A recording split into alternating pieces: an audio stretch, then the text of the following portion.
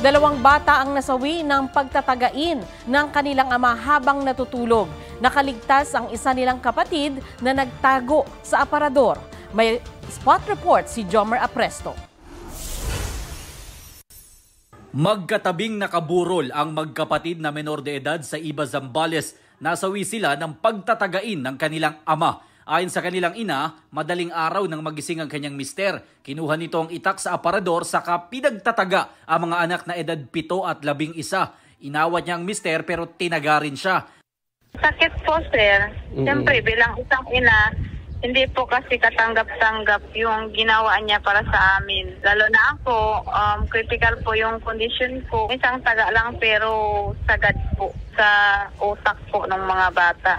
Ang 5 taong gulang nilang anak nakaligtas matapos magtago sa aparador. Aniya hindi lasing ang kanyang mister noon. Kinumpirma rin ng pulisya na negatibo ang sospek sa droga. Nahuli ang sospek nang dalhin ang sugatan niyang misis sa ospital. Inalam pa ang motibo ng sospek na hindi pa rin makausap ng mga pulis. 3 beses na sinaksak ng sirang payong ang lalaking ito sa Parola Compound sa Maynila. Pandudura ang ugat ng pananaksak ng katrabaho at kapitbahay ng biktima.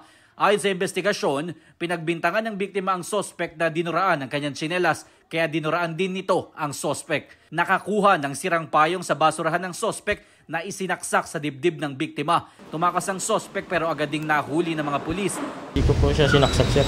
Pagkaikot, madilim po kasi yun, sir, sa ispilitan namin. Dati na raw may alitan ang dalawa.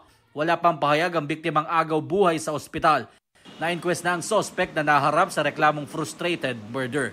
Jomer Apresto nagbabalita para sa GMA Integrated News. Huwag magpahuli sa mga balitang dapat ninyong malaman.